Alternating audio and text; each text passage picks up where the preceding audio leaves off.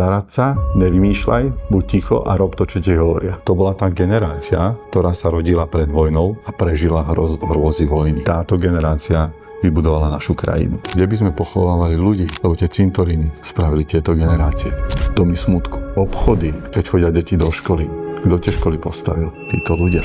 Marian Biesik je mentor s 30-ročnými skúsenosťami. Vysvetľuje, prečo medzi generáciami vznikajú konflikty. Ktorá generácia nás vychovávala? Mnohí si z nich robia srandu, ja si z toho až takú srandu nerobím, pretože generáciu Z vychovávala presne moja generácia. Výsledok našej generácie, poprípade generácie Y, sú dnes generácia Z. Za mnohé to nastavenie tejto generácie si môžeme sami. Kto tvojich rodičov vozil do školy? Nikto.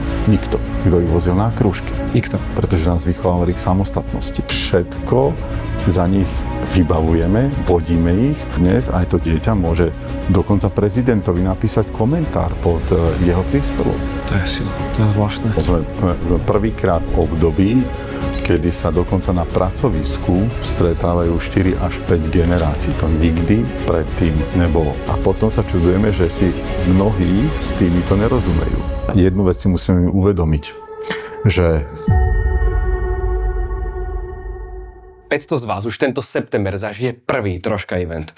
Príď a zažij deň, kde stretneš 8 výnimočných hostí z oblasti zdravia. Profesor Oravec, Ernest Caban, Vlado Rožko, Diana Mozoláková, Jaroslav Ľahký, Vlado Zlatoš, Viera a Nil Dudmanovci a Daniela Maťuchová. Ak sleduješ Troška, vieš, že toto nebude povrchné. Rezervuj si svoj listok už teraz, pretože kapacita je obmedzená. A ja sa už teraz teším na naše stretnutie. Aj vy máte pocit, že si čím ďalej tým menej rozumiete s mladšími generáciami? Tento Troškast vám vysvetlí prečo. Ale predtým prosím skontrolujte, či odoberáte tento kanál.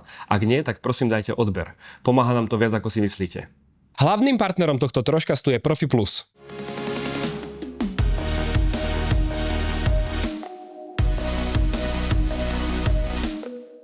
Marian, vítaj v Troškaste. ďakujem veľmi pekne, ďakujem za pozvanie. Marian, ja mám pocit, že táto doba je dosť výnimočná.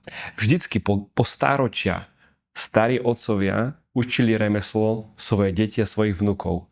A teraz žijeme v dobe, kedy vnúci učia starých rodičov používať internet, telefón a tak ďalej. A zároveň mám pocit, že sa vytvára medzi generáciami priepasť.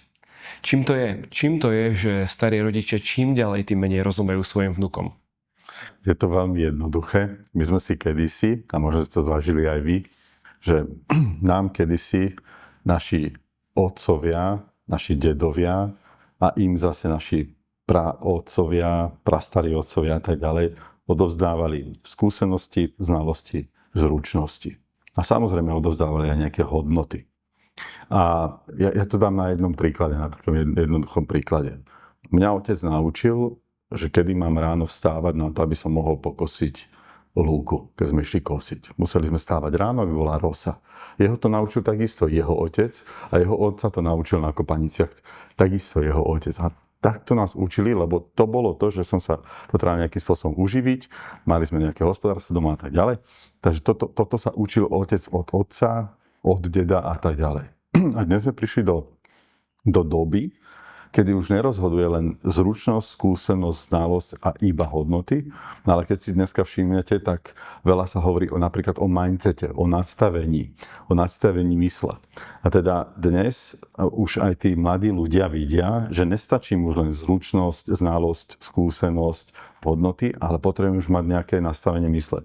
A vďaka moderným technológiám, či už je to internet, sociálne siete, mobilné telefóny a tak ďalej, sa ľahšie dostávaš do prostredia, ktoré ti povie, ako máš mať nadstavenú hlavu, ako máš mať nadstavenú myseľ na to, aby si mohol byť úspešnejší.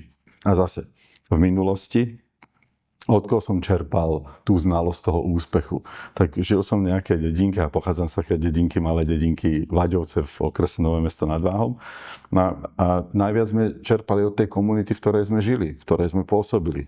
Plus susedia. Jeden z našich susedov bol stavbár, bol inžinier. Keď prišli k nám na návštevu, tak sme si my ako decka sedeli, počúvali sme, lebo zase to bola iná retorika. Mama mala takisto v rodine učiteľku. Počúvali sme, lebo... A to bolo to, že vnímali sme, toto sú tí úspešní ľudia okolo nás. To boli tie autority obci to bol pán riaditeľ školy, to bol kňaz, to boli práve učitelia a takíto ľudí, tých vysokoškolských vzdelaných ľudí bolo málo v tej dedine a takto sme to vnímali. Ten úspech bol obmedzený a dneska máš neobmedzený úspech. A teda tie deti častokrát sa pozerajú už za hranice toho, čo sme my mali obmedzené. A to znamená, že, a dobre si to pomenoval, dnes mnohé deti učia svojich rodičov alebo svojich starých rodičov.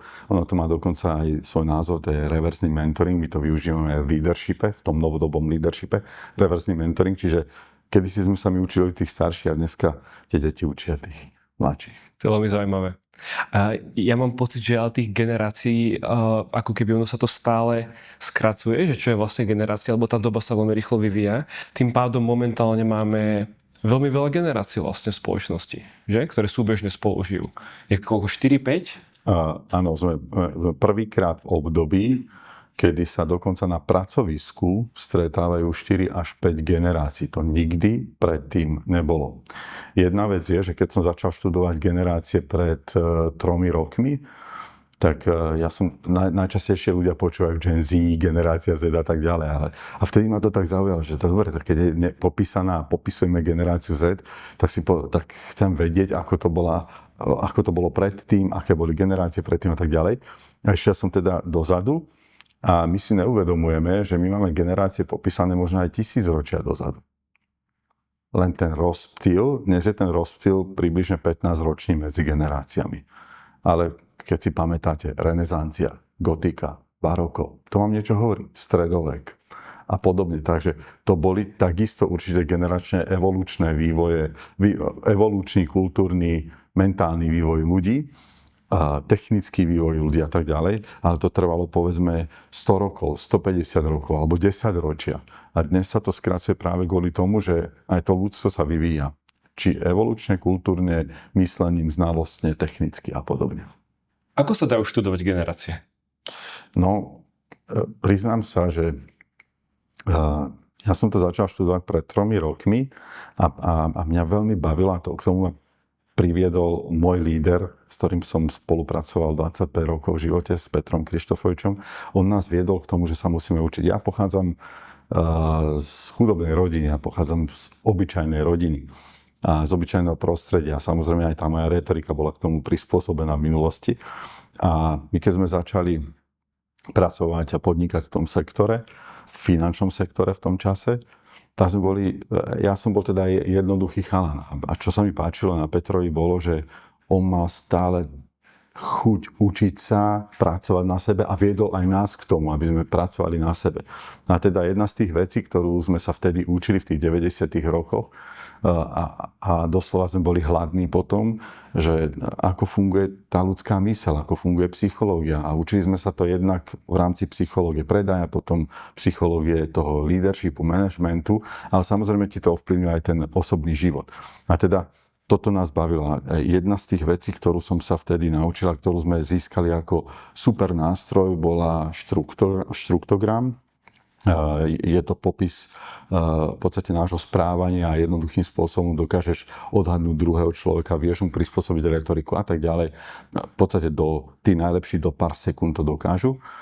A začal som sa tomu venovať, učil som sa to, takisto neurolingvistické programovanie a tak ďalej. Takže to bolo kopec vecí, ktoré nás bavili. Získal som dokonca aj licenciu na štruktográm a v tom som sa ďalej rozvíjal. A štruktográm ma učil a vtedy mi to tak cvaklo v hlave pred 3 rokmi, neviem, čo sa udialo, ale jednoducho raz na jednom našom, my ako tréneri máme raz ročne stretnutie, zdokonalujeme sa tak ďalej. A aj v tej knihe máme jeden obrázok, že to ľudské správanie, nastavenie, emócie, rozhodovanie a tak ďalej je ovplyvňované 2 faktormi. Jedno je to, čo máme vrodené a jedno to, čo máme získané okolím. To vrodené, to je vlastne to naše DNA, to som aj pomenoval potom už ďalej ako DNA kód. A to druhé je, keď jednoducho to získáš v prostredí, v ktorom vyrastáš. Ja sa teba spýtam, že keby sme zobrali dneska bábätko, ktoré sa narodí na Slovensku a dali ho do Iránu napríklad, o 18 rokov by to bol ten istý človek, ktorý je tu na Slovensku, ktorý by vyrastal tu na Slovensku? Isto nie. To okolie má príliš veľkú moc. Ako určite má nejakú genetickú predispozíciu na niečo, ale ja osobne si myslím, že to je zanedbateľná časť oproti tomu okoliu, aký má obrovský vplyv na teba. Výborné, lebo tam vyrastáš v inej kultúre, minimálne náboženskej inej kultúre, vyrastáš v inom nastavení, inom prostredí, inak to celé na teba vplýva. A teda, tá jedna zložka je to DNA a je to dobre naštudovať, lebo ty vieš predpokladať správanie, rozhodovanie sa človeka a tak ďalej. A tá druhá zložka mi stále chýbala. A jak som sedel na tom seminári, hovorím si, ty kokso, toto potrebujem naštudovať. Aj ja to chcem vedieť. Potrebuješ si to hlavne zadefinovať. Hej, že ako zadefinuješ vplyvy okolia, Tak. lebo to sa mení v čase, udalosti rôzne a tak ďalej. Takže takto sa dostal k tým generáciám. A keď ten doktor Paul MacLean s tým pánom doktorom Schirmom dokázali popísať to, čo máme vrodené, ako sa rozhodujeme, prečo tak jednáme a tak ďalej. A my to vieme perfektne predikovať dopredu a na základe toho dokážem s ľuďmi rozprávať, pripraviť im personalizované ponuky a tak ďalej. To má obrovský dopad, či už je to v predaji, v leadershipe, v osobnom živote, v HR, marketingu a tak ďalej. A toto bola tá druhá zložka a hovorím si, ja to chcem spoznať. Tak som začal pátrať po dostupných zdrojoch. A je jasné, že idete systém Wikipedia, Google a tak ďalej a išli ste, umelá inteligencia ešte vtedy len bola doslova v plienkach, čiže to sa ešte nedalo. Tak som išiel a začal som pozerať relevantné a dostupné zdroje a našiel som v Austrálii, našiel som niečo v Európe a našiel som niečo v Spojených štátoch amerických. Takže takto som sa k tomu dostal a začal som to samozrejme študovať. Poďme teda na to, ja sa na to veľmi teším. Poďme si prebrať tie generácie. Lebo tým, že ich je viacero, ja by som sa veľmi rád ku každej vyjadril, čo ich charakterizuje, hlavne čo ich ovplyvňovalo, ako sa správali a tak ďalej a tak ďalej. Čiže máme tu niečo pripravené a neviem, ktorou generáciou by si chcel začať. Asi ideme od tých najstarších. Môžeme ísť kľudne od najstarších, aj keď teraz generácia, o ktorej najčastejšie počúvame, je ktorá generácia podľa teba? No Z. Áno, lebo my všetci teraz popisujeme Z-károv. To je generácia Z. Tu je dátum 1997 až 2012.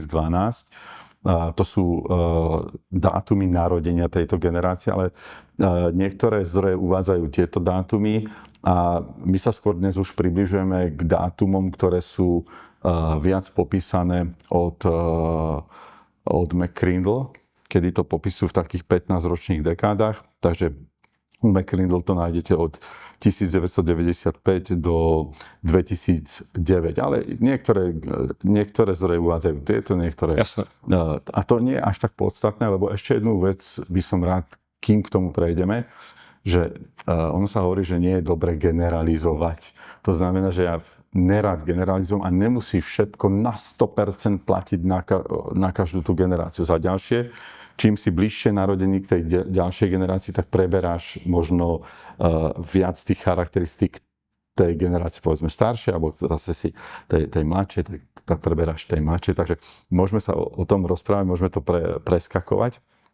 A poďme sa teda baviť o tých generáciách.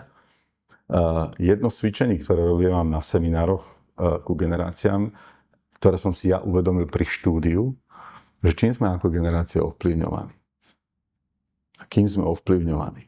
Ja som si vždy myslel, že ja som napríklad generácia X. Generácia X, to sú presne roky narodenia, to tuto nájdem, generácia X, 1965 až 1979. No toto je 80. rok, ale to nie je až tak podstatné. Čiže toto je generácia X. Ja som v tomto rozmedzi narodený niekde ku koncu toho obdobia. A vždy, keď sa ľudí pýtam, dobre, tak aká generácia nás vychovávala? A predtým bola generácia, to sme tak často tiež počúvali, predtým bola generácia baby boomers. Áno? Tak ktorá generácia nás vychovávala? No ja si myslím, že ešte pred tými baby boomery, lebo to keď sa pozrieš na tie roky, Áno. tak to by museli byť veľmi mladí rodičia, tí baby boomers, aby mali generáciu X. Vynikajúce. A tejto sa hovorí tichá alebo mlčiaca generácia podľa toho, aký zdroj. Takže buď tichá alebo mlčiaca generácia.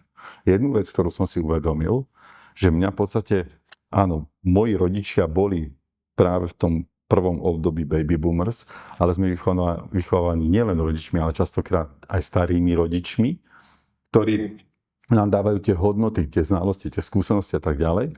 A keď aj robím tieto cvičenia na seminároch, tak väčšinou to býva o tom, a väčšina ľudí v sále mi povie, alebo si to uvedomí, že ich rodičia nie sú generácia predtým, ale obgenerácia. A teda my častokrát tú znalosť, skúsenosť a hodnotu naberáme od tej obgenerácie. Preto je dobré sa niekedy zamyslieť nad tým a študovať to. A ja som sa tomu venoval a dnes to samozrejme v nejakej forme učím aj ostatných, že vlastne prečo jednáme tak, ako jednáme. Prečo sa správame tak, ako sa správame. Prečo sa rozhodujeme tak, ako sa rozhodujeme. Takže dva vplyvy. Jeden je ten genetický, ten je tiež naučiteľný a tento generačný takisto. Takže generácia Z, keď ju dnes popisujeme a pozeráme sa na to, ako sa správajú, akí sú, lebo tak to vidíme na sociálnych sieťach. Mnohí si z nich robia srandu, ja si z toho až takú srandu nerobím, pretože generáciu Z vychovávala presne moja generácia. Takže to je vaše zrkadlo. Áno, to je naše zrkadlo, našej generácie. Výsledok našej generácie, po prípade generácie Y, sú dnes generácia Z. A teda, ak môžeme, tak poďme od tej generácie Z, to bude také najjednoduchšie, pôjdeme odtiaľ naspäť a môžeme ešte si potom prejsť aj k tým mladším generáciám. Dobre. Dobre, presne generácia Z, keď si človek otvorí na internete, tak to veľakrát vidí aj také rôzne súboje, kedy buď tí starí ľudia alebo starší a zhodou okolností častokrát generácia X vlastne na nich nadáva, že akí sú leniví a ako sa im nič nechce robiť a že oni to majú proste v sebe a neviem čo. Ľudia isto sa vedia s tým stotožniť a nájsť si milión vecí na túto tému, ako niekto nadáva na generáciu Z. Čo mi je akože dosť ľúto, že málo kto sa na to pozerá z pohľadu tej generácie Z. Že tam sú tiež akože živé bytosti za tým ľudia, ktorí nemôžu za to, do akej doby sa narodili. Ale tiež si osobne myslím, že oni že by boli leniví alebo niečo také. Ja poznám veľmi veľa ľudí, ktorí sú zo Z-károv a to už sú ľudia, ktorí momentálne už normálne vstupujú na pracovný trh, pracujú a tak ďalej a sú to veľmi šikovní ľudia. Máš pocit, že zarábaš, ale na konci mesiaca nevieš, kam tie peniaze zmizli, že robíš všetko správne, no rezerva nerastie a budúcnosť je stále neistá.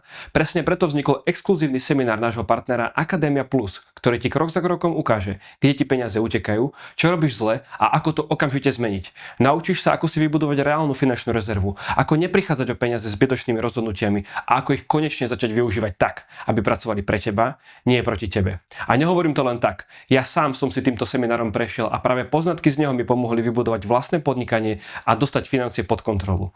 Ak nechceš o rok riešiť tie isté problémy, neodkladaj to. Choď teraz na www.kammiutekajú.sk a prihlás sa na seminár.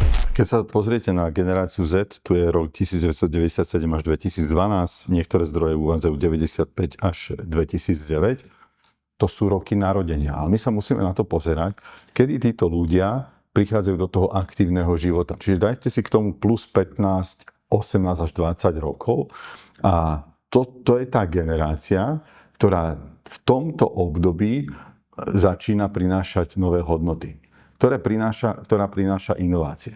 A keď som to začal študovať, jedna z tých myšlienok bola veľmi zaujímavá, a to aj hovorím na seminároch častokrát, keď som ja prichádzal do toho pracovného života, keď som prišiel do Chýrany prvýkrát na Starej Turej, čo myslíte, prichádzal som len s tým, že idem sa iba učiť všetko to, čo ma ten majster ma naučil, alebo tí moji kolegovia, alebo som prichádzal len s tým, ako by sa to dalo robiť lepšie, inovatívnejšie, rýchlejšie a tak ďalej. Keď som s mojím kolegom na praxi v Chýrane, prišli sme, obrusovali sme plynomery, pokazili sme im normy. Oni nás tam nemali po týždni radi. Pretože my sme to robili rýchlejšie, ako to robili všetci ostatní. Lebo poprvé sme chceli zarobiť viac peňazí a po druhé my sme nevedeli, že existujú nejaké normy, ale nás to bavilo, a prišli sme na to, ako tie plynomery obrusovať tými pilníkmi rýchlejšie. A generácia Z čo robí dnes? Len prináša nové impulzy, inovácie a je pravda, že nie všetkým ľuďom sa to páčilo. Máme nejaké zaužívané postupy, nástroje a tak ďalej. A povedzme si, chceme si život uľahčovať, už sa nám možno tak nechce, ale mnohým z nich sa chce. A ja naozaj poznám veľmi veľa Z-károv, ktorí sú mega šikovní. Moja neter, tá má na starosti u mňa vo firme marketing a zase živý príklad. Keď sme začínali spolu, tak som jej ukazoval, ako vo Final Cute treba strihať videá a tak ďalej, jak to celé treba robiť. A pamätám si, raz sme išli z jedného seminára a Paťa sedí v aute, má telefón, šup a Riosko je na svete. A ja hovorím, Paťa, to ako robíš? Prečo to nerobíš vo Final Cute? Prečo to nestrihaš? No tak toto mám rýchlejšie. Jak to dokážeš robiť na tom telefóne? Veď to máš robiť v počítači. Ale ne, ja to robím v telefóne, robí to v takomto programe a tak ďalej. Šup a mala to. Vtedy som si to uvedomil. A dnes Paťa robí násobne lepšie vizuály, grafiku, všetko, ako by som to dokázal robiť ja a som za to veľmi vďačný. Ale priznám sa, že to bola jedna z mojich najlepších škôl. Moja neter bola jedna z mojich najlepších škôl, akú som v živote mal na túto tému. To máš vlastne tú pozitívnu stránku tej generácie Z, ale nemáš pocit, že aj tí ľudia, ktorí hovoria o nich, že sú leniví a tak ďalej, že majú tak trošku pravdu? Áno, niektorí Z-kári sú leniví a niektorí sú mega šikovní. A v mojej generácii to bolo ako. Mnohí, keď sme my prichádzali do toho pracovného procesu a do toho aktívneho života, neboli aj mnohí X-kári leniví a mnohí boli šikovní, ale je pravda, že za mnohé to nastavenie tejto generácie si môžeme sami. Lebo zase sa ťa opýtam, možno si to ty nezažil, keby si sa opýtal tvojich rodičov. Kto tvojich rodičov vozil do školy? Nikto. Kto ich vozil na krúžky? Nikto.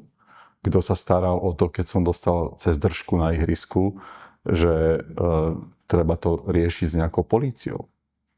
Nikto. Pretože nás vychovávali k samostatnosti.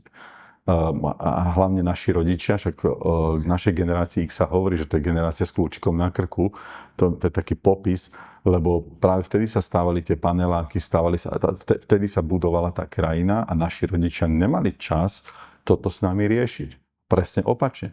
Ja keď som prišiel zo školy s tým, že riaditeľ ma vyhrešil alebo pokarhal, nedaj Bože, že by to ten riaditeľ, my sme bývali blízko školy, nedaj Bože, že by to ten riaditeľ povedal môjmu otcovi, tak ten by ma zdral. Lebo to bolo spoločensky nepriateľné. Jednoducho to bola autorita, to bol rešpekt. A dnes sa deje čo? A môžeme hneď prejsť aj na generáciu alfa, veľmi jednoduché. Lebo to sú tie dnešné deti, ktoré sú dnes v tých školách a za chvíľočku budú odtiaľ vychádzať. Čiže to sú tí, čo idú po generácii Z, sa volá generácia alfa. Generácia alfa. A to sú práve tí, ktorí vychádzajú dnes zo škôl, alebo budú o chvíľu vychádzať zo škôl a budú tvoriť znova nejaké hodnoty. A teraz, ako to je dnes? Dneska učiteľ nakričí, rodičia prídu s tým dieťaťom za tým učiteľom a mnohé príbehy sú o tom, sa opýtajte učiteľov. A prídu za tým učiteľom a pred tým dieťaťom nakričia tí rodičia na toho učiteľa. Ja sa teraz pýtam, aký má mať rešpekt to dieťa potom voči tomu učiteľovi? Žiadny. A my sa potom čudujeme, že tieto generácie, generácia Z alebo generácia alfa, prestávajú mať rešpekt. Prestávajú byť samostatní. Takže samostatnosť, tu sme si častokrát zapričinili my. Pretože všetko za nich vybavujeme, vodíme ich, lebo však bezpečnosť, lebo a tak ďalej. Ja to všetko rešpektujem a chápem. Na druhej strane, aj mňa mohlo zraziť auto po ceste do školy cez tú dedinu. A mne sa mohlo niečo stať. To som to preberal s mojou mamou, že my sme chodili po celých poliach, bunkre sme si stávali okolo dediny, v lesoch a tak ďalej. Mama, ty si vedela vôbec, kde sme? Nie. Ale ja som vedela, že prídete, keď sa začnú zažínať lampy v dedine, tak ste doma. A nemal som mobilný telefón. Mama častokrát netušila, že som bol na Dubníku alebo niekde s chlapcami. Jednoducho, vy mi poviete, bola iná doba. áno, bola iná doba, ale aj ten vzťah tých rodičov voči tým deťom bol iný. Ako si povedal, ty si hovoril, že súčasnú generáciu vo väčšine prípadov vychováva generáciu naspäť. Dobre? To znamená, že máme tu generáciu Z a generáciu Alfa. To sú generácie, alebo Alfa, ako ty hovoríš, že strácajú rešpekt voči autoritám. S tým, že napríklad situácia, ako si opísal, rodičia tým pádom sú mileniáli.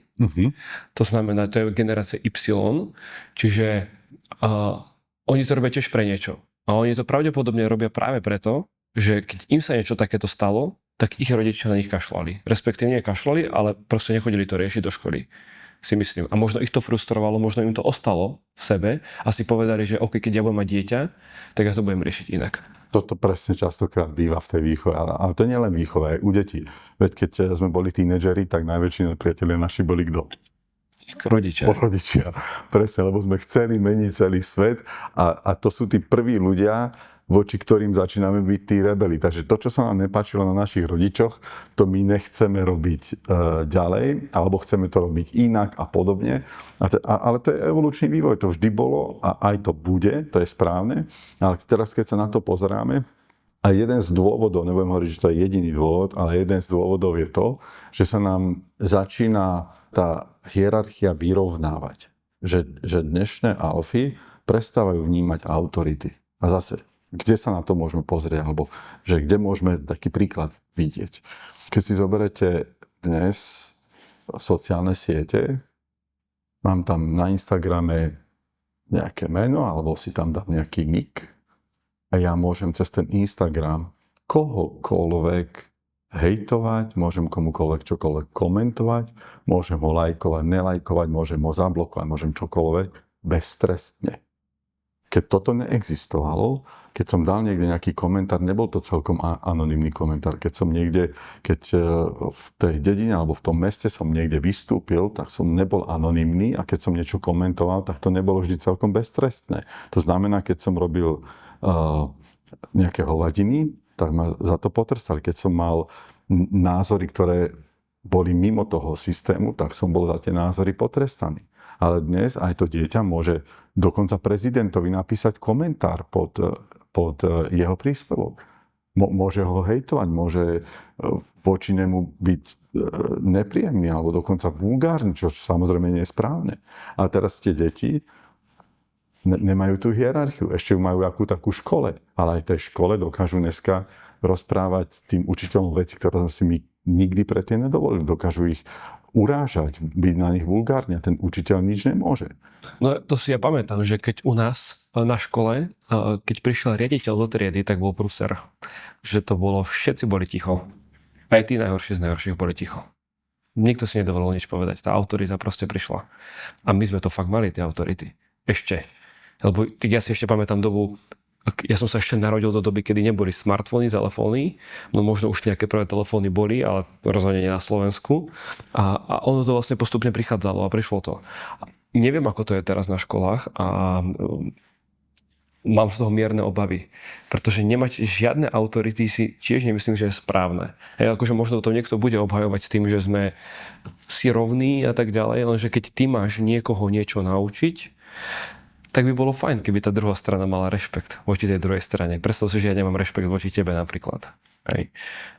Rešpekt sa získava v prvom rade v tej najdôležitejšej bunke, to je rodina. Môžeš robiť čokoľvek chceš, spoločnosť môže byť akokoľvek nastavená. Tam to začína, to je rodina. A dneska sa pozrite, keď sa dostali častokrát deti nad rodičov, pred rodičov. Veľmi sa mi páči, keď som bol kedysi na seminári pani Korčekovej, ktorá učí etiketu a tak ďalej. A sa mi páčilo, že bola tam otázka a hovorí, že kde by mali dnes kráčať deti, alebo že keď kráčate po ulici s deťmi, máte 2 deti, kde kráčajú deti? Deti kráčajú väčšinou kde? V strede. V strede, medzi rodičmi. A kde by mali kráčať? Povedz mi. Pred rodičmi. Lebo hierarchia v rodine je daná. A tá bola daná stáročia, tisícročia. Je otec, mama, deti. A si všimni, čo sa dnes deje. Častokrát, nehovorím, že v každej rodine, ale častokrát v tých rodinách sa deti povýšia nad rodičov, prispôsobujeme všetko deťom. My keď sme nechceli niečo jesť, mama niečo navarila, nechceli sme jesť, tak mama nevarila iné jedlo. Stará mama nevarila iné jedlo, toto sa dalo, zješ a keď zješ, tak nebudeš mať nič. Dneska sa deti pýtajú, čo si dáme, čo budete jesť a keď toto nechceš, tak ti uvarím niečo iné a keď ani to nechceš, tak tu máš čipsy, tam máš pukance, tam máš toto a tak ďalej. A teraz ja sa pýtam, že je to správne, ja to nejdem hodnotiť, ja to hodnotiť nejdem. Na druhej strane, už v tej prvej bunke začína byť zárodok toho nerešpektu. To je jedna z vecí. A to isté platí potom ďalej škola a tak ďalej. Mám kolegyňu učiteľku, ktorá mi hovorila o tom, že jej žiačka bola nám drzá a keď sa jej pýta, už je 9-tačka a teda vychádza zo školy a pýta sa, a prečo sa tak správaš? Ona je na to odpovie jednoducho, lebo môžem. Toto by som si v živote nemohol dovoliť. Takže, a to je x takýchto príkladov. Keď ti to prejde prvýkrát, u prvého, u druhého, tak to kopírujú aj ďalší. To je sila, to je zvláštne. Dobre, toto je správanie generácií alfa, generácií Z. Keď sa teda postupne vrátime naspäť, lebo my, ak chceme pochopiť správanie dnešných ľudí, tak potom musíme pochopiť presne to, čo sa dialo v minulosti, ako si ty povedal. A mňa veľmi zaujíma mileniáli, pretože to je generácia Y, máme to tu niekde, určite. Ja som presne na hrane. Generácii Y a generácii Z. Je veľmi zvláštne, že presne ako si ty povedal, že keď je niekto na hrane, ako keby poberá vlastnosti aj z jednej, aj z druhej. Hej. Čiže ja som 96, čiže podľa Wikipédie a toho by som mal patriť do Y-niek. Viem, že ale veľmi veľa správania mám podobného, ako majú Z-kari. Práve tí, verím tomu, že tí produktívni a tí efektívni. Ale čo vlastne ich najviac formovalo? Aké sú ich hodnoty? Pretože to sú ľudia, ktorí presne vychovajú teraz tie deti. Áno. Ja sa dotknem ešte jednej myšlienky, aby to nebolo, že len negatívne o tých generáciách a práve naopak. Musím vám povedať aj to pozitívne a premostím to potom na tie Y a tak ďalej. To, čo som sa naučil a prečo som to začal študovať, aby sme nepozerali len tie negatíva na tých generáciách, ale začal som sa učiť, čo je na nich aj to pozitívne, čo sú ich hodnoty, v čom sú výnimoční, v čom sú lepší. A prestať to len posudzovať cez tie negatívne príklady, ktoré počúvaš, alebo to vidíš na sociálnych sieťach, alebo ti to médiá dnes podsunú, ale mnoho tých ľudí je veľmi šikovných, presne ako si ty povedal. Aj vy ste generácia Z, troška ste generácia Z, a ja vás neuveriteľne obdivujem, pretože a aj si z vás beriem príklad. Príklad napríklad v konzistencii a v tom, ako na sebe pracujete, akým iným spôsobom pracujete, ako som pracoval ja. A to sa takisto učím od generácie Z. Takže sa pozrime na to aj opačne. My hovoríme o generácii Z, alebo to ešte štúdie o nich hovoria, že oni dokážu byť 7-násobne rýchlejší vo vnímaní obsahu, ako dokážem byť moja generácia X. 7-násobne dokážu rýchlejšie všetko vnímať. Si všimni, že mnohí z nich napríklad, to im umožňujú sociálne siete, TikToky to umožňujú aj iné siete, že môžeš pozerať video 1,5 alebo 2-násobnou rýchlosťou. A zase to som zažil u mojej netere, že ona si pozerala video 1,5-násobnou rýchlosťou a pýtam sa, prečo? No lebo toto je pomalé, ja to potrebujem rýchlejšie. A teraz si zoberte, oni dokážu 7-násobne rýchlejšie vnímať obsah.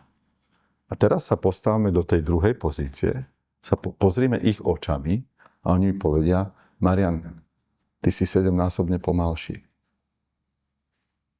A vtedy som si to uvedomil. Ja som pre nich pomalý.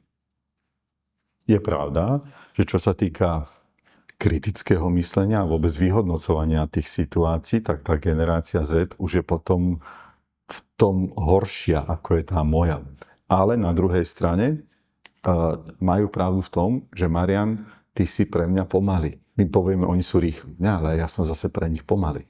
Takže čo to núti mňa, a to je ten reverzný mentoring, je učiť sa spôsoby, ako dokážem byť rýchlejší vo vnímaní veci a pridať k tomu potom tú svoju skúsenosť a znalosť. A teraz prejdem na tú generáciu Y, A generácia Y, generácia, ktorá zažila najviac kríz vo svojom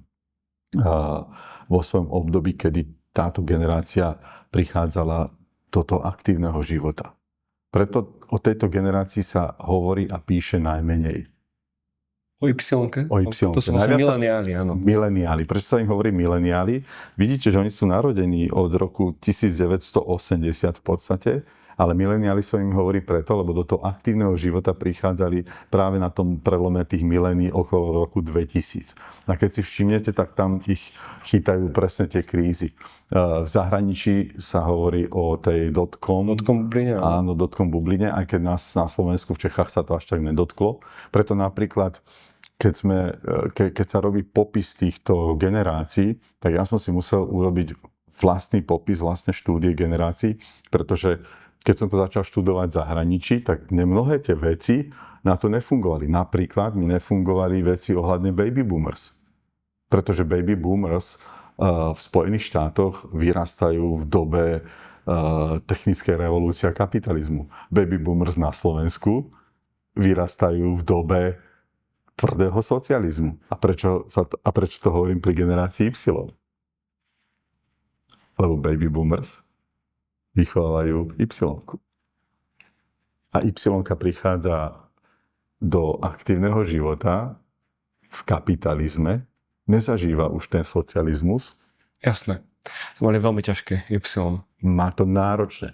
Ešte plus tie krízy všetky, čo vlastne prišli. Krízy a to, že že mindset generácie X, po prípade mindset baby boomers, to sú moji starí rodičia alebo rodičia, socialistické myslenie, socialistický mindset, aj keď nehovorím, že u všetkých. Ale vo veľa prípadoch to tak býva. Teraz on prichádza do tohto sveta a on musí sa prispôsobiť tomuto svetu. A potom sa čudujeme, že si mnohí s týmito nerozumejú. Alebo si nerozumejú s týmito. Jasné, že si nerozumieš, pretože okolie ťa ovplyvňuje inak, musíš sa tomu prispôsobovať. Títo sú tí, ktorí už v podstate sú v tom, povedzme, preddôchodkovom veku v tom čase, alebo sú 50-tnici. S teóriou toho socializmu už to nejako doklepe. A ten Y-kár musí práve teraz začať na sebe pracovať. A teda pozerá sa na to, kde nájdem tie vzory. Pretože hodnotovo vzor super. A teraz mi povedz, mám začať na sebe pracovať. Musím sa v tom kapitalizme hýbať. Ak môžem, sa ešte dotknem aj generácie X, lebo to bude mať veľkú súvislosť. Generácia X je tá generácia, ktorá keď prišla do aktívneho života, práve ten prelom toho socializmu na ten kapitalistický systém. A teda generácia X je tá prvá generácia, ktorá musí mať tie široké lakte a začať sa prebíjať. A generácia Y je ďalšia generácia, ktorá v podstate už v tomto vlaku je nastúpená. Oni už nezažívajú ten socialistický systém, ale boli vychovaní v ňom kvázi, ako keby. Presne tak. Oni si ho zažili ešte, povedzme, v materskej škole na začiatku základnej školy niektorí, ale väčšina z nich, keď prichádza, vníma už ten svet, tak ho vníma už ten kapitalistický. Bože, oni presne každých 10 rokov bola nejaká veľká zmena v spoločnosti. Bolo tam rozpad Československa, dotcom bublina, veľká hospodárska kríza vlastne 2009, COVID. Presne tak. Všetko vlastne ako keby a v top ich produktívnom veku. Áno, a teraz on sa naštartuje, prásk. Padne dole. Naštartuje sa prásk ďalšia. A teda oni sú najviac skúšaní práve tými krízami a oni sú tí, ktorí musia sa naučiť vždy a učia sa vždy vstať a ísť ďalej. Vstať a ísť ďalej. Vstať a ísť ďalej. Preto častokrát narážajú práve na to myslenie tej generácie X alebo na myslenie generácie baby boomers. Preto sú oni takí, lebo však to poznáme, že oni sú strašne zomknutí. Generácia Y. Oni hovoria v prvej osobe množného čísla.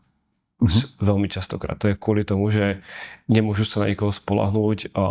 Ich rodičia, prastarí rodičia sú proste žijú ešte v socializme a mladší od nich, tí už sú proste zabehnutí v novom systéme, oni sú na tej hrane, tak preto hovoria o sebe ako o nás. O nás a ďalšia vec, oni začínajú vnímať tú tímovosť a postupne tie komunity. Ja keď to učím z pohľadu leadershipu, ak vás to bude zaujímať, tak z pohľadu leadershipu, hovorím o tom, a má to obrovskú súvislosť s generáciami, že kedysi riaditelia a manažéri riadili kolektívy. Ešte boli kolektívne zmluvy a tak ďalej. Oni riadili kolektívy. A ja som prišiel do tej chýrany a tam bol nejaký kolektív. A do toho kolektívu sa bolo treba zaradiť. Zarať sa do toho kolektívu. A to je to presné myslenie. A teraz trošičku idem sem. Do minulosti. Boomers. A ešte k tej tichej generácii. Mlčiacej generácii. Zarať sa, nevymýšľaj, buď ticho a rob to, čo ti hovoria. Lebo tak to bolo budované. Riaditelia, manažéri a tak ďalej v celom tom systéme. Potom prichádza generácia X, ktorá prichádza do toho nového kapitalistického sveta, ale ešte s nadstavením častokrát s tým socialistickým. My sa začíname učiť tomu kapitalizmu. Preto som hovoril, že nás strašne bavilo učiť sa, ale to dneska je iné učenie. Sa chytíš tablet, chytíš počítač, chytíš telefón, vyhľadáš si, čo chceš. A aj v sektore, v ktorom ja dnes pôsobím, vo vzdelávacom sektore, ešte 10 rokov dozadu, obsah, ktorý je dnes zadarmo, bol draho platený. A nehovoriac o tom, koľko to stálo, keď sme sa to začali učiť. My sme si nemohli dovoliť ísť všetci na seminár o predaji. Tam išiel iba Peter, zaplatil za to 30 000 korún, čo bolo na tú dobu obrovské peniaze a potom nás to učil svojich najbližších ľudí na nejakých seminároch, ktorí sme si takisto zaplatili, ale už to nemuselo byť tých 30 000 korún. A takto sa, alebo išiel Peter niekde do zahraničia, vďaka tomu, že vedel dobre nemecky, tak sa mohol učiť od nemecky hovoriacich speakerov, učil sa potom ďalej angličtinu, mohol sa učiť od anglicky hovoriacich speakerov, nám to prinášalo a my sme boli hladní potom, ale dneska ten mladý človek má na dosah akékoľvek vzdelávanie sa v tomto. A teraz prečo to hovorím? Pretože to má obrovskú súvislosť s tou generáciou Y. Generácia Y už má na dosah vzdelávanie sa, pretože anglicky už sa učia na školách. My sme sa učili aký jazyk? Ruštinu. A kedysi boli, že sovietskí inžinieri vymysleli, potom už je, že americká univerzita má takýto výskum a tak ďalej. A to sa nechcem dotýkať. Takže áno, prichádzame do obdobia, kedy riaditeľa kedysi riadili kolektívy.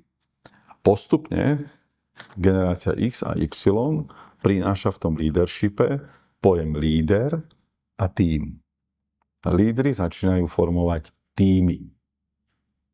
A dnes, kam sa to celé ďalej uberá, a my sa to mnohí ľudia pýtajú a aj to učím, že dnes už to prechádza k niečomu inému. Dnes sa stáva namiesto tímov modernejšie slovíčko komunita. Poďme tvoriť komunity, ale zase to má súvislosť s tými generáciami. S generáciou Z a s prichádzajúcou generáciou alfa. Takže ideme tvoriť komunity, ale na komunitu už neplatí ten starý management alebo ten predchádzajúci leadership. A už sa budeme musieť učiť tzv. Mentorship. To je to, čo dnes sa snažím vo firmách a na seminároch ukazovať, že pozor medzi riadením a manažmentom, medzi leadershipom a medzi mentorshipom je obrovský rozdiel. Tak, ako vznikajú tie priepasti medzi, jak si to pomenoval, že vznikajú priepasti medzi generáciami, tak to isté platí či už v tých rodinách, ale platí to takisto aj v tých firmách a v tých spoločnostiach. To neuveriteľné. Dobre, to bolo... Týmto by som asi zatiaľ uzavrel tých mileniálov. Keď sa vrátime o krok naspäť, generácia X, už si nám o nich veľmi veľa povedal, ale je to presne tá generácia, že a podľa mňa to, čo ich najviac formovalo, bolo práve tá nútená samostatnosť. To nebolo tak, že vás učili k samostatnosti. To bolo o tom, že Oni nemali na výber proste vaši rodičia. Nemali na výber. V tom danom čase, lebo to sa ešte stále bavíme o dobách, kedy rodičia pravdepodobne vo väčšine rodín iba jeden chodil do práce, asi otec, a teda možno aj matka, to nám ľudia môžu napísať do komentárov, ale ešte tam bol buď nejaký statok, alebo proste sa na dedinách sa pestovalo, chovalo a tak ďalej. Čiže bolo ešte robota okolo domu. To mne ešte, môj otec mi častokrát hovoril, že on sa vrátil zo školy a najprv trebalo proste ovriediť zvieratá, ja neviem, dať jedlo, sliepkám, prasatám a tak ďalej. A až potom sa mohli hrať. Až potom sa mohli zúčiť. Ale to bolo správne, pretože, ako som hovoril, tak to bolo zaužívané nie, že 10 ročia, to boli 100 ročia, lebo tak sa odovzdávala zručnosť, znalosť. My to isté, ja som rok výroby 1973, čiže generácia X, ale prišiel som zo školy domov, stará mama nás čakala, mňa aj brata, a máte sa veľa učiť? Ani nie, dobre, takže tam sa ide okopávať, tam sa ide seno a tak ďalej.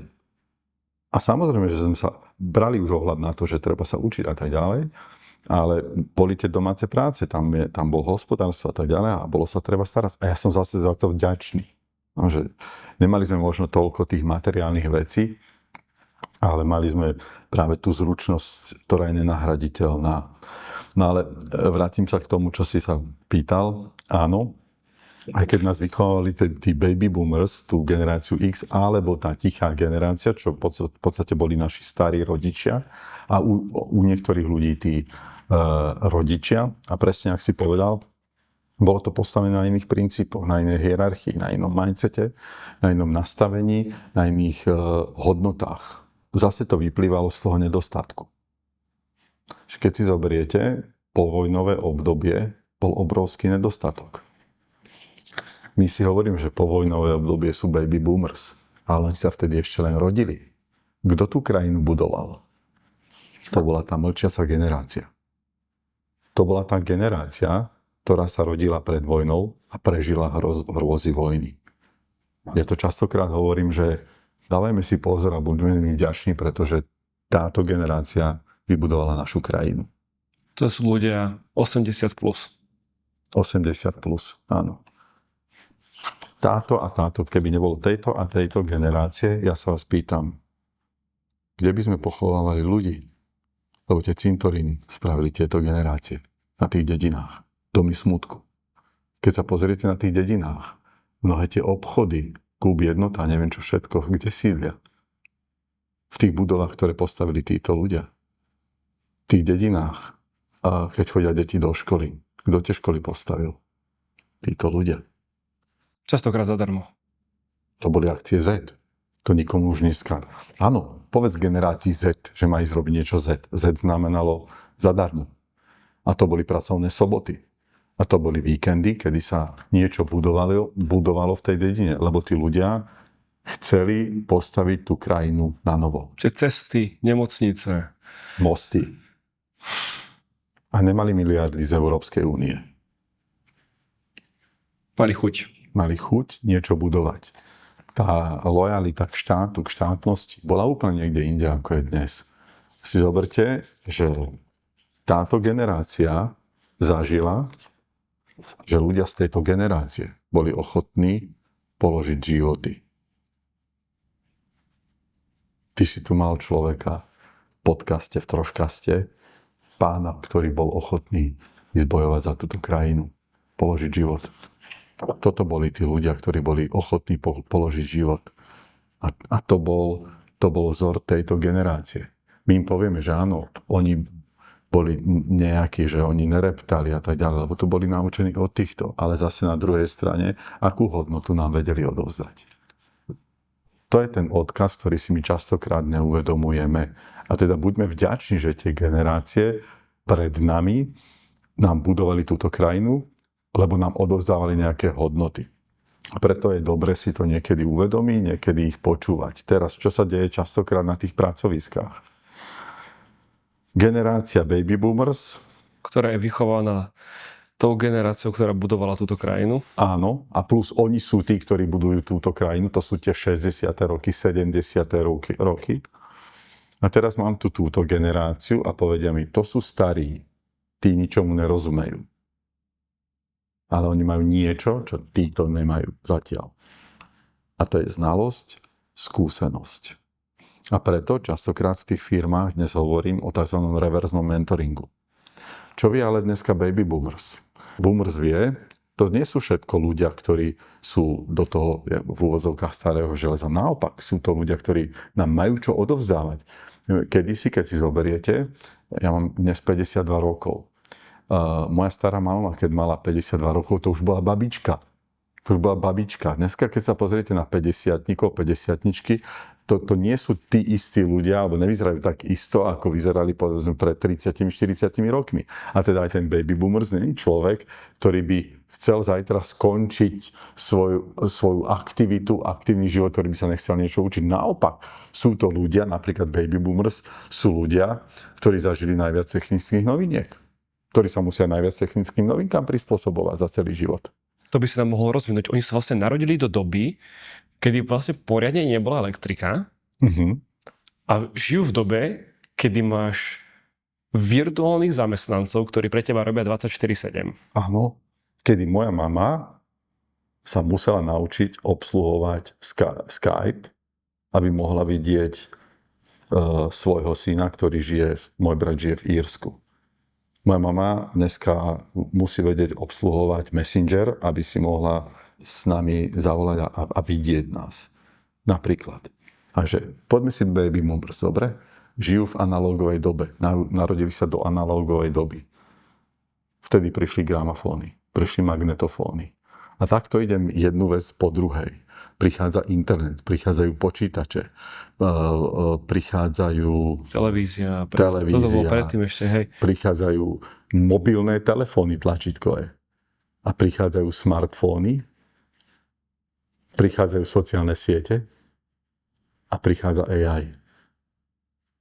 Ktorá z generácií zažila takýto obrovský technický pokrok, ktorý sa ho musí učiť?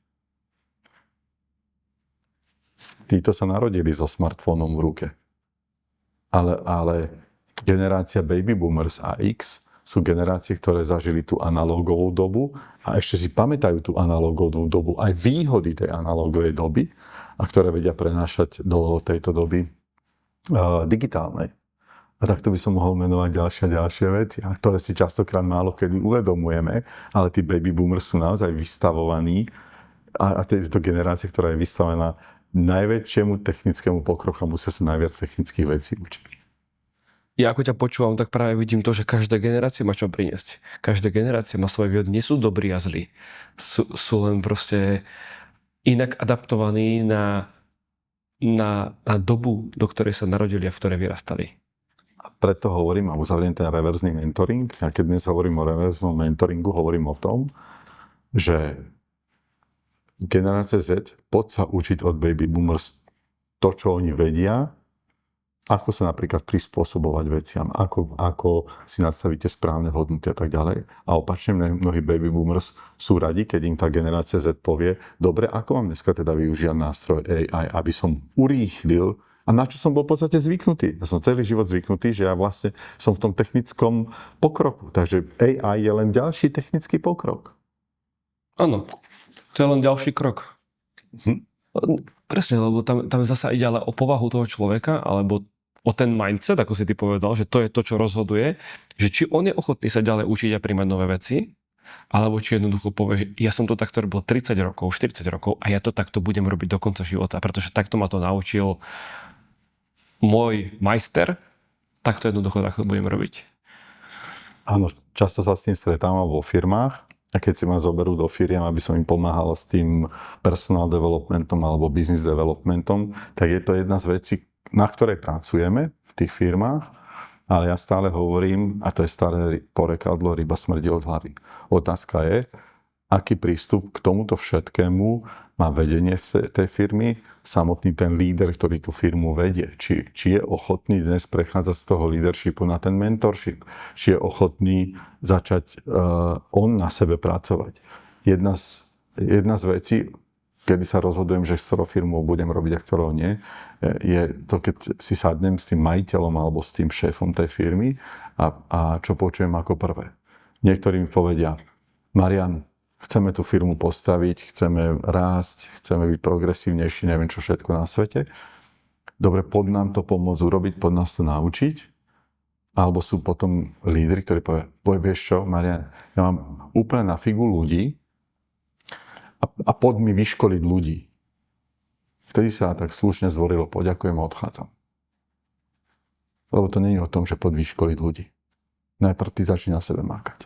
A to sa málo komu chce. Preto dnes je ten obrovský priepastný rozdiel medzi tými firmami a tými majiteľmi a lídrami tých firiem.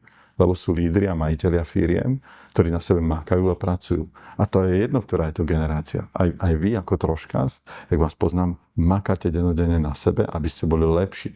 A nielen po odbornej stránke. A to je ďalšia vec, ktorú učím. Odbornosť versus osobnosť.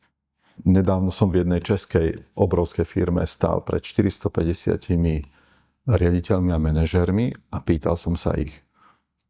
Za posledný rok, koľko ste času, peňazí a energie investovali do rozvoja svojej odbornosti a koľko času, energie a peňazí ste investovali do svojej osobnosti. Čo myslíš, čo vyhral?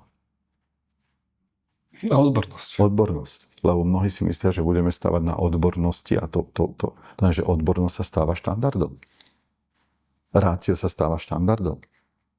A teraz tá osobnosť, ak nemakáš aj na svojej osobnosti, tak jednoducho dneska nemáš možnosť rásť. Určite.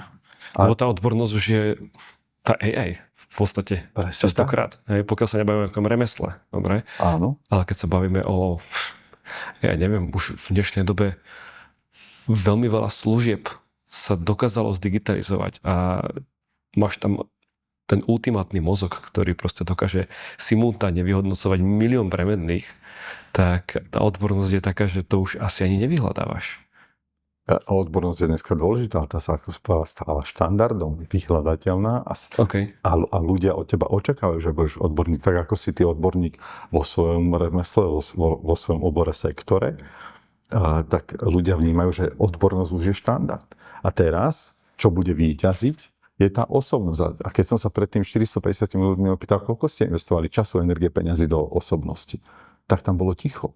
Alebo mnohí nula. A to bude teraz víťaziť. A teraz prečo hovorím o generáciách? Pretože dneska si tieto generácie uvedomujú, že odbornosť je štandard. A oni makajú na svojej osobnosti, aj keď sa nám to nezdá. Lebo oni vedia, že ten mindset rozhoduje. A v mindsete je to x ďalších položiek, ktoré by som mohol menovať, ktoré rozhodujú o tom, či budeš úspešný, nebudeš úspešný, šťastný a podobne. Takže áno, je potrebné dnes začať pracovať aj na svojej osobnosti a nielen na svojej odbornosti. A teraz keď to premostím na tie firmy, s ktorými sa stretávam, oni mnohí investovali do odbornosti tých ľudí, čo je správne a tak to má byť. Odbornosť dnes je už štandard. A dnes mnohí z týchto lídrov, majiteľov prichádzajú na to, že potrebujeme pracovať aj na osobnosti tých ľudí. Máš pocit, že zarábaš, ale na konci mesiaca nevieš, kam tie peniaze zmizli, že robíš všetko správne, no rezerva nerastie a budúcnosť je stále neistá. Presne preto vznikol exkluzívny seminár nášho partnera Akadémia Plus, ktorý ti krok za krokom ukáže, kde ti peniaze utekajú, čo robíš zle a ako to okamžite zmeniť. Naučíš sa, ako si vybudovať reálnu finančnú rezervu, ako neprichádzať o peniaze zbytočnými rozhodnutiami a ako ich konečne začať využívať tak, aby pracovali pre teba, nie proti tebe. A nehovorím to len tak. Ja sám som si týmto seminárom prešiel a práve poznatky z neho mi pomohli vybudovať vlastné podnikanie a dostať financie pod kontrolu. Ak nechceš o rok riešiť tie isté problémy, neodkladaj to. Choď teraz na www.kamiutekajú.sk a prihlás sa na seminár.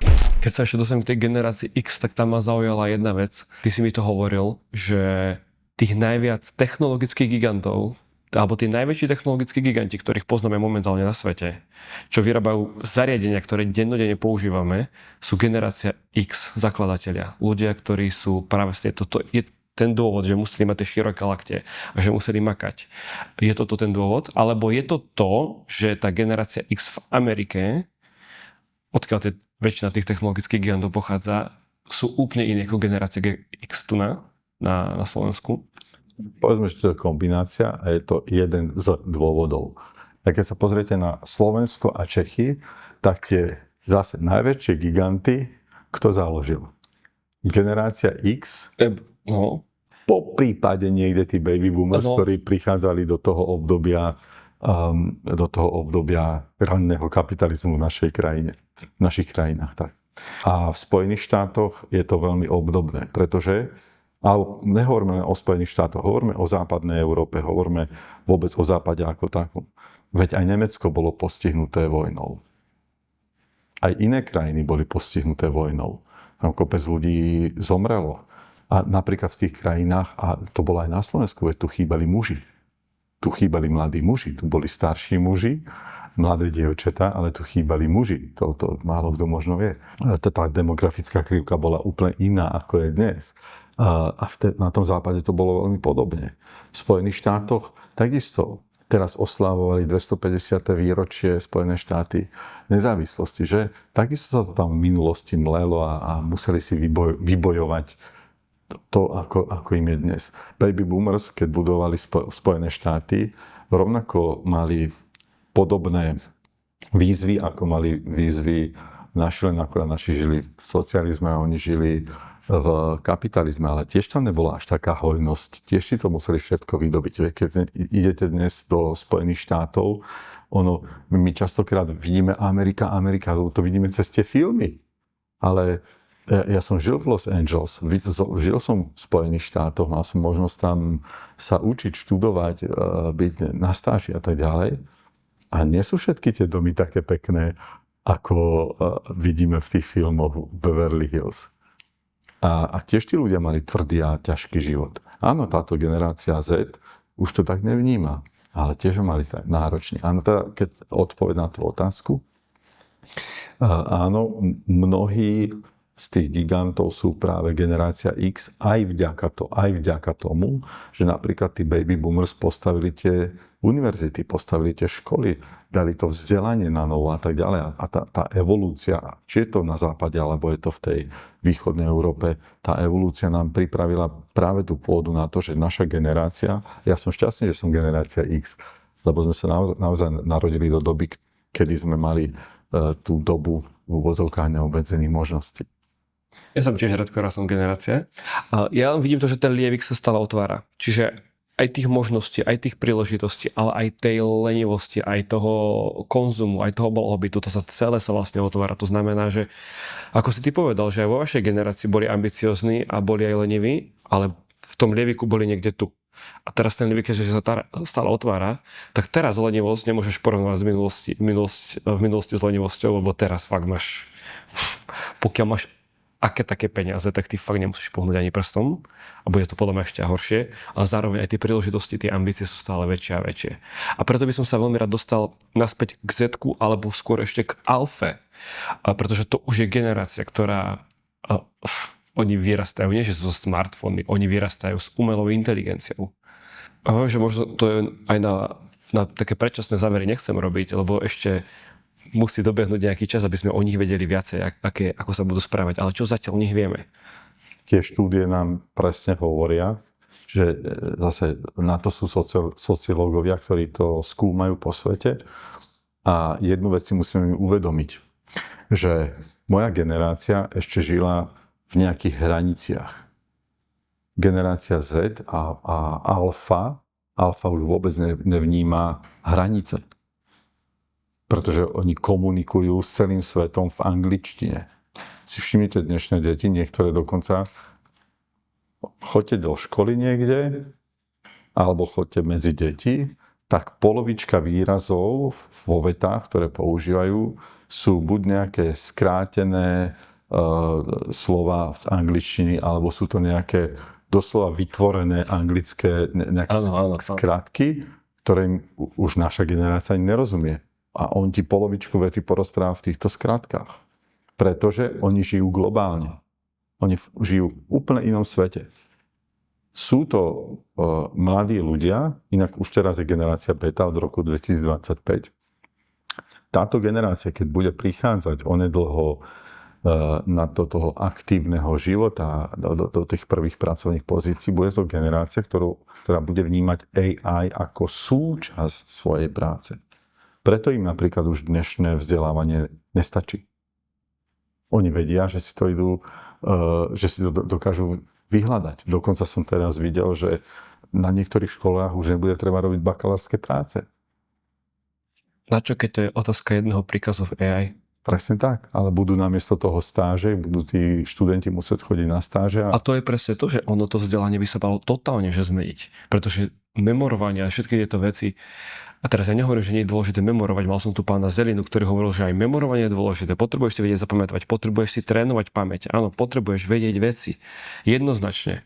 Ale vieš, tráviaci trakt, brontosaura vedieť, vieš, a takéto veci, ktoré sa človek tam učí stále, alebo deti sa učia, to je fakt, vieš, že keď ťa to zaujíma, ty si to nájdeš. A ty si to nie, že nájdeš, ako kedysi, že ti to pracne trvalo hodinu, dve, lustrovať knižky, archívy a tak ďalej.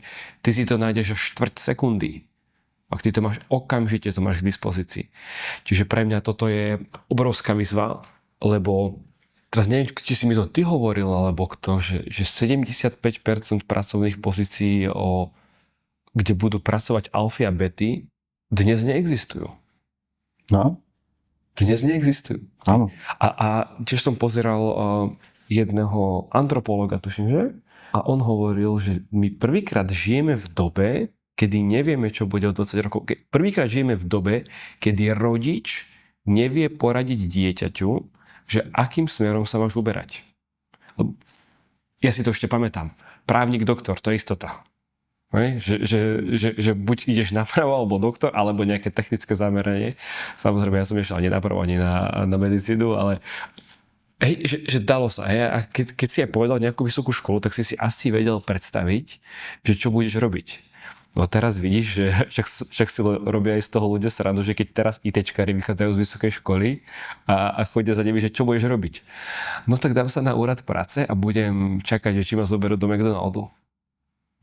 Lebo je to jedno z ohrozených povolaní. Aj právnik je jedno z ohrozených povolaní. Pretože keď koncipienti, kedy si pripravovali zmluvy, dneska si to dáš do jedného z nástrojov umelej inteligencie a vytvorí ti tú zmluvu. A teraz sa pýtam, dobre, čo bude rozhodujúce? Ale mne sa veľmi páčilo, keď som po covide prišiel do Los Angeles a išiel som za Davidom, to je riaditeľ v tej firme, kde pôsobím, a odkiaľ aj čerpám veľa know-how. A David mi hovorí, že on vníma dobu života pred covidom a po covide. Inéž aj ja.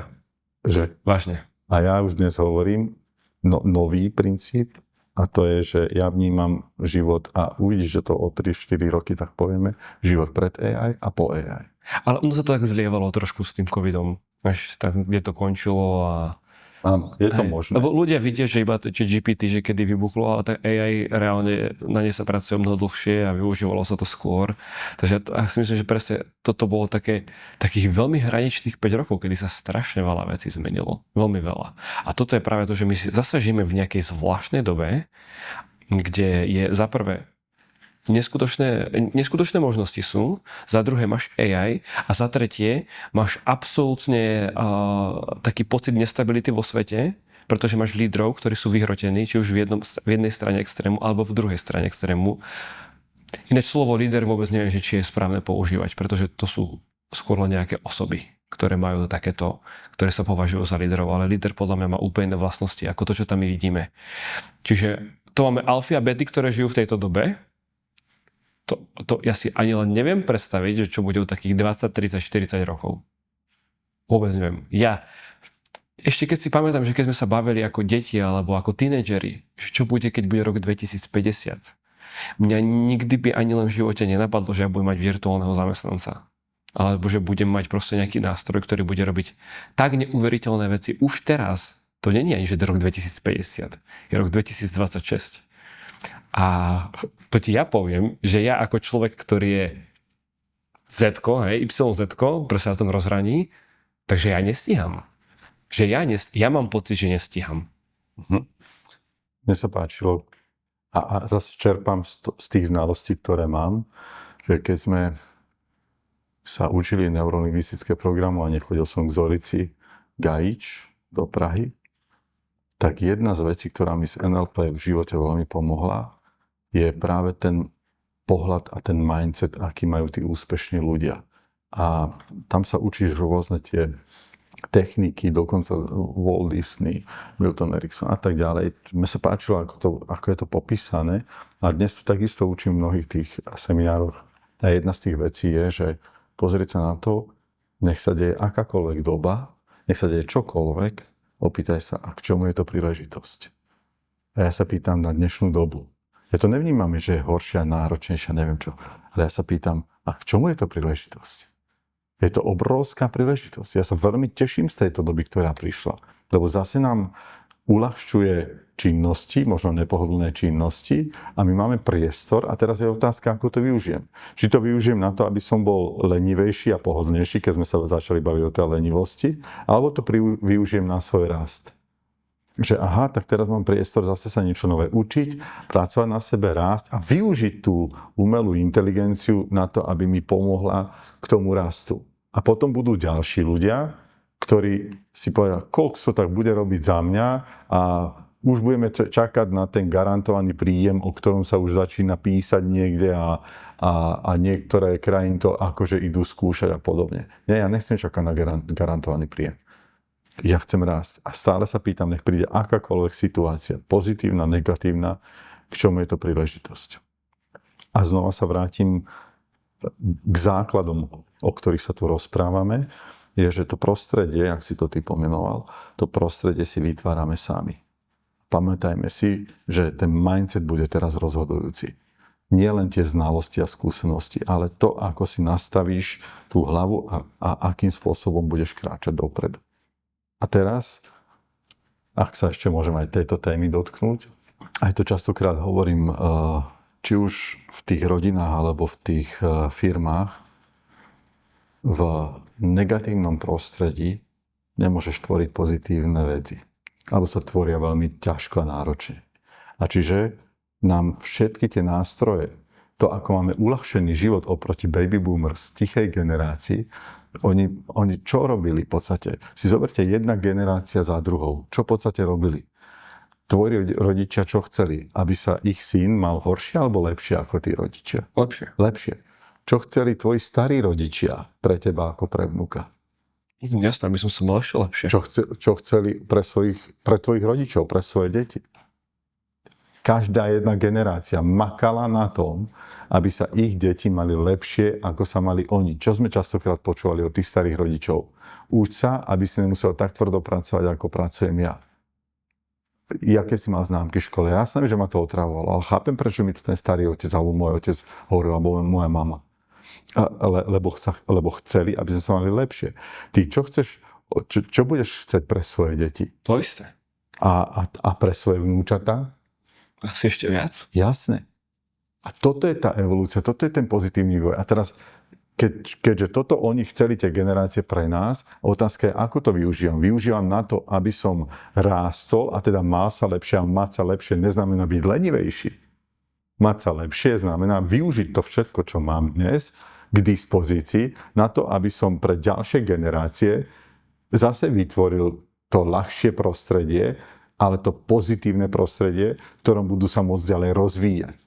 Ale dám ti takú, nechcem povedať, že námietku, ale taký argument. Daj. V dnešnej dobe, keď ja chcem pre niekoho lepšie, napríklad pre svoje deti ja chcem lepšie, alebo čo najlepšie, čo je v mojich silách, tak znamená to, že ja ich budem obmedzovať. Pretože, ako som povedal, ten lievik sa otvára a toto platí úplne o všetkom. Dám úplne jednoduchý príklad, dám stravovanie. Hej. Bol si kedysi tuto, v tomto lieviku. To znamená, že mohol si sa stravovať aj zdravo, ale mohol si sa stravovať aj nezdravo. Ale bolo to iba zdravo a nezdravo. Lievik je teraz tu a teraz môžeš sa zdravovať extrémne zdravo, ale môžeš sa zdravovať extrémne nezdravo. Všetko sa to otvorilo. To znamená, že už teraz, a to je nová výzva pre rodičov, lebo ja to tak vnímam ako veľkú výzvu, že pre mňa je snažiť sa to dieťa čo najviac udržať na tejto, nazvime to ľavej strane, kedy sa približujeme k tomu zdravému. Čo to znamená pre mňa? Že ja ti chcem síce lepšie, ale to znamená, že ťa budem obmedzovať v tom blahobite, v ktorom teraz momentálne sme. zdánlivú. Ale zase sa vrátim k tomu, o čom sme sa rozprávali. Je to o tom, aké hodnoty dávaš tým deťom.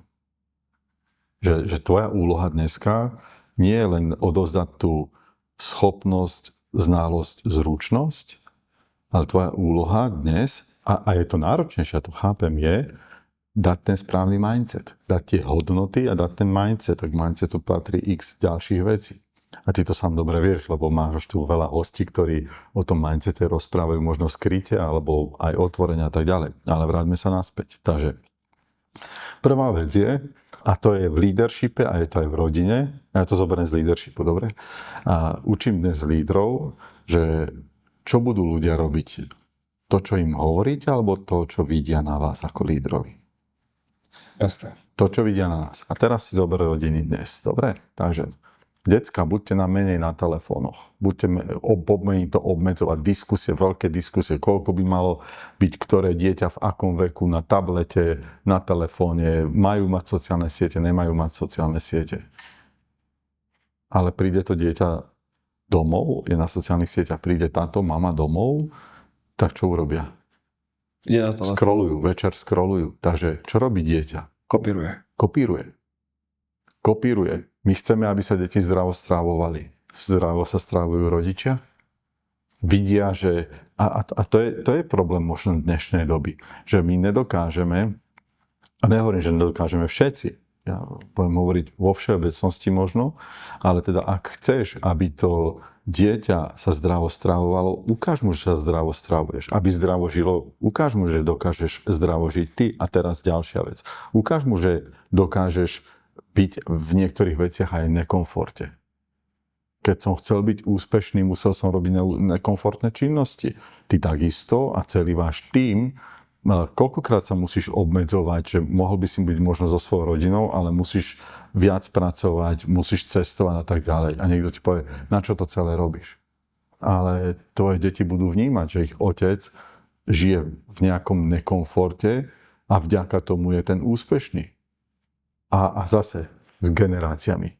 Naši starí rodičia, prastarí rodičia, veď tí častokrát chodievali na leto niekam peši desiatky kilometrov, aby tam slúžili u niekoho, pracovali, odpracovali a prišli domov s nejakými pár grošmi zarobenými. A zase to bolo o tom, že akým je ten dedo príkladom. Môj dedo mi bol veľkým príkladom. Môj otec mi bol príkladom, mama mi bola príkladom a tak ďalej. V niečom. A to je dnes to, že nielen zručnosť, nielen znalosť, nielen schopnosť, ale aj ten mindset a tie hodnoty, aké dáme. Marian, opýtam sa ťa otázku, čo sa pýtam úplne každého. Veríš v Boha? Áno, ja som veriaci človek, dokonca som organista v kostole. Prečo veríš? Prečo verím Pána Boha? Lebo bez neho by sme tu neboli, to je jedna vec. Mne niekto môže povedať, že dobre, lebo som bol tak vychovaný, ale čím dlhšie žijem, tým viac si uvedomujem, že bez Pána Boha by to nešlo. A ak môžem dať jeden príklad k tomu, tak jeden z najsilnejších momentov, ktorý sa mi tak vril do pamäti, bolo, keď som do Las Vegas chodím na konferencie tej firmy, kde pôsobím. A vždy na konci tých 2 dní vystúpi ako keby ten hlavný main speaker. A väčšinou tam bol Ed Mylett ako jeden z takých tých top speakerov svetových a tak ďalej. A keď som tam bol naposledy, tak Ed Mylett vystúpil prvý deň na konci. A ja hneď sa pýtam Freda, toho môjho kolegu, môjho field trénera, že Fred, Ed Mylett vystúpil prvý deň na konci. A kto zajtra príde, to už len Joe Biden, alebo kto príde? A že ne, uvidíš. A ako main speaker na záver prišiel pán v turbane Ind, volá sa Raja Delivol. A ako človek, ktorý má obrovský rast a tak ďalej, ten moderátor mu položil otázku, že dobre, tak nám povedzte, na čom je založený váš úspech. A on hovorí, že presne to, čo som hovoril pred chvíľočkou, že skills môžeš mať nejaké, ale k tým skills v dnešnej dobe potrebuješ nejaký mindset a tak ďalej a ten stojí na nejakých hodnotách. A teda išiel rozoberať hodnoty a hodinu rozoberal hodnoty, na ktorých stojí v dnešnej dobe ten obrovský úspech. Mimochodom, on keď má stretnutie manažérov, tak ich je v sále 2000 manažérov. To je dôkaz toho úspechu, aký má a tak ďalej. A teraz, že čo bola tá prvá hodnota? A hneď prvá hodnota bola, že Boh. Že aká bola druhá? Moja najbližšia rodina. Nie mama, sestra, brat, neviem čo, ale moja žena a moje deti. Vieš, aká bola tretia? A širšia rodina? Nie.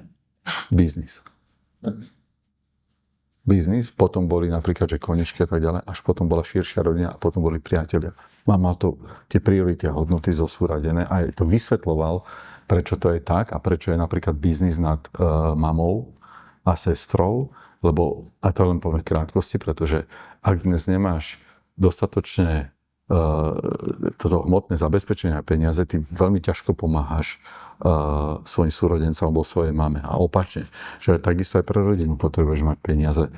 Ale nehovorím, že celý život má byť o peniazoch, ale potrebuješ ich dneska. Ale teraz vrátim sa k tomu Bohu a veľmi krásne to povedal, že keď nemáš vieru v Boha, ťažko sa ti prekonávajú prekážky. O mnoho ťažšie. Keď nemáš vieru v Boha, bojíš sa smrti. Ja mám vieru v Boha, ja sa smrti nebojím. Presne naopak.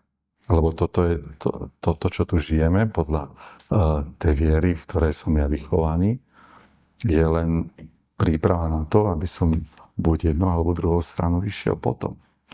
Takže mne viera veľmi pomáha v živote. Nevidíš tam aj takú zaujímavú paralelu s tými generáciami, pretože keď sa pozrieš v čase, tak ľudia boli veľmi veriaci. Mne povedal presne aj ten pán Strmeň, že keď uvidíte človeka umierať na fronte, alebo už ide do toho, tak vtedy uvidíte, ako sa všetci vedia krásne modliť. A keď to bolo zakázané za starého režimu, tak samozrejme zakázané ovocie najlepšie chutí. Ako náhle sa to uvoľnilo celé, tak mám pocit, že ako keby konkrétne generácie od toho opustili preč. Ale čo teraz zasa vidím, a to sú tie Zetka a Alfy, že sa k tomu naspäť vracajú. A podľa mňa súvisí s tým, čo si hovoril to, že odbornosť je štandard, informácie sú k dispozícii, na čom bude väčšom závisieť, na nejaké osobnosti, hodnotách a tak ďalej. Peniaze sa stávajú štandardom. Ja chápem, že nemáme dnes toľko času vám hovoriť o všetko popisu tých generácií. Napríklad generácia Z berie peniaze ako štandard. Ja som si ešte peniaze musel vybojovať. Oni berú ako štandard. A teda pozerajú sa na to niečo vyššie, lebo vidia, že ten svet je postavený na hodnotách. Napríklad, keď dnes hovorím vo firmách o komunitách a ako tvoriť komunity, tak jedna z tých vecí je, že čo tvorilo tím. Za čím išiel tím? Tím išiel za cieľom. Za nejakým spoločným cieľom. Čo tvorí komunitu? Komunitu tvoria podobné alebo rovnaké hodnoty. A teraz presne, ak si popísal, z toho hodnotového života my vďaka tomu, čím sme prešli v tom rannom kapitalizme, tak máme pocit, že to materiálne je samozrejme, že je to super a tak ďalej, ale keď táto generácia prichádza na to, že to je štandard, tak hľadá to, čo je nad tým. A to nad tým je práve tá viera, lebo potrebuješ mať niečo nad sebou, niečomu veriť a ja to tak vnímam celý život. Takisto som sa stretol v živote so smrťou a viem, čo to je a viem, že to nie je jednoduché. Áno, jak si ty povedal, ja som si dokonca túto sekvenciu pozrel toho pána Strmenia, dokonca to bolo niekde v Reelskách, že to hovoril, že áno, aj zdanlivo neveriaci človek je veriaci. Ja som sa to opýtal minule pána Bukovského, doktora Bukovského, lebo sme mali spoluprácu a som sa pýtal, ste veriaci človek? Nehovoril mi, aké viery a tak ďalej, a sám mi povedal, keďže viem, z čoho sa skladá bunka, tak tá nemohla byť len tak vytvorená, ju musel niekto stvoriť. Jednu bunku. Nehovoríme, že celého človeka. Tak poďme sa dostať k tej najdôležitejšej otázke dnešného dňa a vlastne nadviažem na úplne prvú otázku, ktorú som položil v tomto rozhovore. Tak čo môže ten starý rodič spraviť preto, aby rozumel tomu vnukovi a zároveň čo môže robiť ten vnuk preto, aby rozumel starému rodičovi, aby tá priepasť bola čo najmenšia? Čo môže starý rodič? Starý rodič, a to aj dnes tie generácie očakávajú, že nebude to o tom, že vynechať možno niekedy za mojich čias som musel. To je pre tú novú generáciu takéto červené tlačítko, že off. Áno, že za mojich čias. A naopak, možno prejaviť ten záujem o to, že čo ťa dneska baví, čo ťa rozvíja, poď ma niečo naučiť a podobne. Stretávame sa aj s tým, že kedysi na Vianoce sme dostali nejaký svetrík, dostali sme nejakú malú hračku, boli sme z toho nadšení a tak ďalej. A starí rodičia rozumeli, vedeli, čo nám majú kúpiť, lebo sme chodili do toho hračkárstva, tam sme niekde očumovali ten samopal a neviem čo sa... Ale dneska príde stará mama a opýta sa vnúčky alebo vnúka, čo chceš, a oni povedia kredity do hry. A oni tomu nerozumejú, to nemá hmotu, to nemá nič. Ale ja chápem, že on tam má svoj sociálny svet, tam má svet. A možno začať ako starí rodičia alebo rodičia viac počúvať tie deti a učiť sa možno, čo je aj pozitívne na tej dobe, v ktorej tie deti žijú. A opačne, deti začneme vnímať tie hodnoty, pretože ako si sám pred chvíľočkou povedal, tie deti sa dnes vracajú tým hodnotám a radi počúvajú. Dokonca keď chodím na semináre, na tie veľké semináre, nedávno som bol tam 500 mladých ľudí. A páčia sa mi tie otázky, ktoré dávajú mojej generácii. Oni sa ma nepýtajú, Marian, čo si robil, ale sa ma pýtajú presne tú otázku, ktorá ich zaujíma. Marian, ako si sa cítil, alebo že aké si mal vtedy uvažovanie? Ako si prekonával prekážky? Oni sa ma pýtajú presne na to nastavenie, na ten mindset. Oni sa ma nepýtajú na to, čo mám robiť. Oni sa ma pýtajú, ako mám myslieť. A teda, že buďme ochotní sa s nimi o to deliť. Takže takto by som to niekde uskal. Marian, ďakujem ti veľmi pekne. Podľa mňa sme tu opäť zazdielali veľmi zaujímavé informácie. A ja si veľmi vážim prácu, ktorú robíš. A aj to, že podporuješ Troškast naozaj dlhodobou formou toho, že nás počúvaš, zdieľaš medzi priateľmi. Viem o tom aj, som ti za to veľmi vďačný. A verím, že si naši posluchači z toho niečo zoberú, pretože je tu toho dosť, čo si tu z tohto zobrať.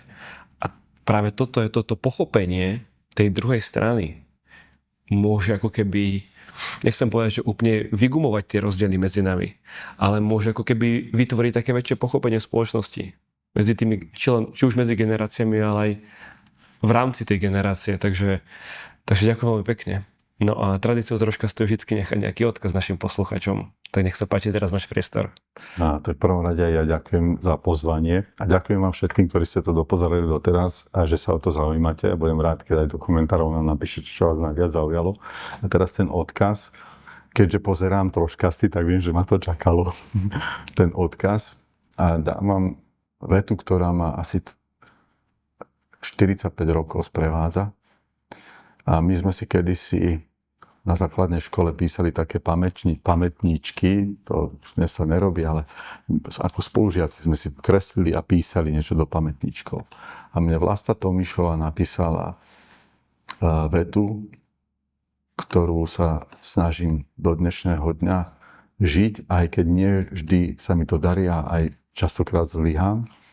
Ale tam bolo napísané, keď si sa narodil, všetci sa smiali, len ty si plakal.